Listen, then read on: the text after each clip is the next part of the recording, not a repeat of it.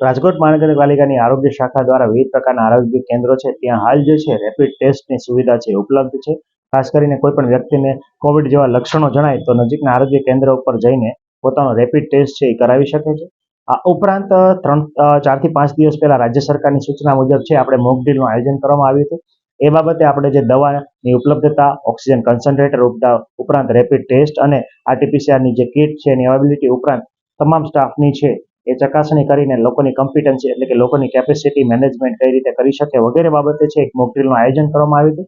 આ mock drill છે એ સાથે સાથે પીડીઓ અને પીકેચ હોસ્પિટલ અને રાજકોટ શહેરની તમામ પ્રાઇવેટ હોસ્પિટલ ખાતે પણ કરવામાં આવી હતી અને ત્યાં એ લોકોનો ઓક્સિજન સપ્લાય, આ ઉપરાંત ઓક્સિજન ચેઇન અને ઓક્સિજન છે એક કઈ રીતે એનો જથ્થો ઉપલબ્ધ છે અને કઈ રીતે એનો વપરાશ કરવામાં આવશે, એના ઇન્સ્ટ્રુમેન્ટ છે એ બાબતની તમામ જે ચકાસણી છે, ખાસ કરીને પીએસએ પ્લાન્ટ પીડીયુ સાથે સાથે રાજકોટના આજુબાજુના સીએચસી અને સબ ડિસ્ટ્રિક્ટ હોસ્પિટલમાં આવેલ જે ઓક્સિજન પ્લાન્ટ છે એની પણ ચકાસણી છે કરવામાં આવી હતી. આ ઉપરાંત બેડની ઉપલબ્ધતા, આઇસોલેશન વોર્ડ બાબતેની વિવિધ પ્રકારની મોક ડ્રીલ છે એનું આયોજન કરવામાં આવેલું હતું.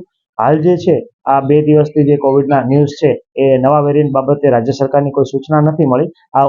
પરંતુ અમારી જે આરોગ્યની ટીમ છે એ સતર્ક છે. હાલ જે છે ઓપીડીમાં આવતા તમામ શરદી ઉધરસ અને તાવના અથવા સારી લાયક સિમ્ટમ ધરાવતા અથવા હાઈ ગ્રેડ ફીવર, શરીરમાં કળતર છે એ વધારે હોય અને શરદી ઉધરસ છે એ મળતા ન હોય અને શ્વાસમાં તકલીફ પડતી એવા તમામ કેસો છે એનું સેમ્પલિંગ છે એ લેવા માટે રાજકોટ મહાનગરપાલિકાના તમામ આરોગ્ય કેન્દ્ર સુસજ્જ છે.